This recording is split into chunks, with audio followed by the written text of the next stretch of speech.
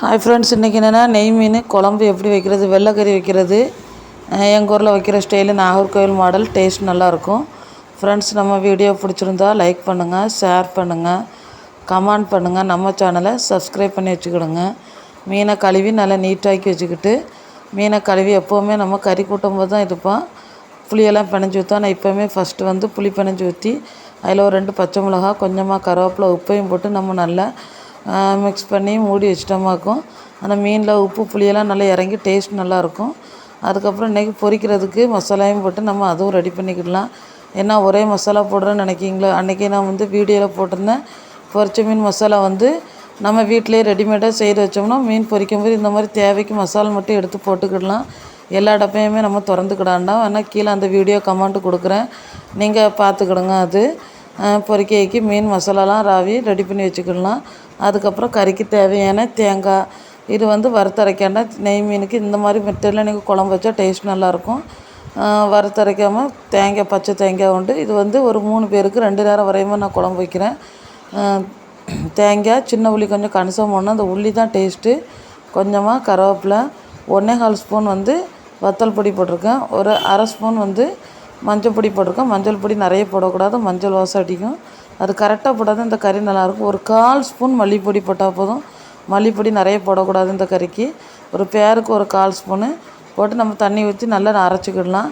ஏற்கனவே நம்ம புளி, பச்சை மிளகாய் இதெல்லாம் ஊற்றி வச்சுருப்போம். இதை சட்டியை திறக்கும் போது நம்மளுக்கு அந்த ஸ்மெல் நல்லாயிருக்கும். அந்த மீனில் அந்த பச்சை மிளகாய் ஸ்மெல்லாம் ராவாக நல்லா அடிக்கும். அது கூட இந்த மசாலாவை ஊற்றி தேவையான அளவு நமக்கு எவ்வளோ குழம்பு உங்களுக்கு தேவைப்படுதோ அந்த அளவுக்கு குழம்பு வச்சுக்கலாம். நம்ம கட்டியாக நார்மலாக வைக்கணும். ரொம்ப தண்ணி சேர்த்து அந்த குழம்பு டேஸ்ட்டாக இருக்காது. கொஞ்சம் கட்டியாக இருந்தால் நல்லாயிருக்கும். அந்த மாதிரி உப்பு காணலைன்னா டேஸ்ட் பண்ணி நீங்கள் உப்பு போட்டு வச்சுக்கிடலாம். அடுப்பில் வச்சு நம்ம நல்லா கொதிக்க விட்டுக்கிடலாம். பொதுவாகவே மீன் கறியெல்லாம் மண்சட்டியில் வச்சா டேஸ்ட்டு கூடுதலாக இருக்கும். இந்த மாதிரி நல்லா கொதிச்சோடனே மெதுவாக ஆப்பையை போட்டு குழம்பு மட்டும் லைட்டாக கோரி நம்ம கிண்டி விட்டுக்கணும். மீன் உடையாமல் இருக்கும். நெய் மீனுக்கு மாங்காய் போட்டு கறி வச்சா நல்லாயிருக்கும். மாங்காய் கிடைக்காத முருங்கைக்காயும் தக்காளியும் போட்டாலுமே டேஸ்ட் நல்லாயிருக்கும். மீனுக்கு காய்கறி எப்போவுமே ஃபஸ்ட்டே போடக்கூடாது. குழம்பு நல்லா கொதித்த டைமில் நம்ம இந்த காய்கறி போட்டோம்னா வாசம் நல்லா டேஸ்ட்டாட்டும் இருக்கும். அந்த காய் நல்லா குழஞ்சி கிடைக்கும். நம்ம தாளிச்சத்துக்கு அடுத்து சின்ன உள்ளி, ஒரு 2 சின்ன உள்ளி வெட்டி வச்சுருக்கு, கருவேப்பிலை வச்சுருக்கு. பொரிச்ச மீன் பக்கத்து அடுப்பில் போட்டு நம்ம பொரிச்சாச்சு. ஒரு சின்ன சிம்பிள் வேலைன்னா கறி நல்லா கொதிச்சாச்சு. இறக்கி வச்ச பிறகு கொஞ்சமாக கடுகு, அதுக்கப்புறம் காஞ்ச வெந்தயம் கொஞ்சம் போட்டுக்கலாம். அந்த வெந்தயம் வாசம் சூப்பராக இருக்கும். அது கூட குட்டியாக கட் பண்ணி வச்ச சின்ன உள்ளி. அந்த உள்ளி நல்லா பொன்னிறமாக வரைஞ்சினே நல்லா பொரிய வைக்கணும்.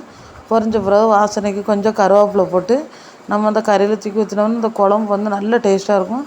இந்த குழம்பு வச்சாலே நம்ம தாளித்து ஊற்றும் போது தான் டேஸ்ட்டு. ஃபஸ்ட்டே தாளிக்காண்டா லாஸ்ட்டில் நம்ம தாளித்து ஊற்றலாம்.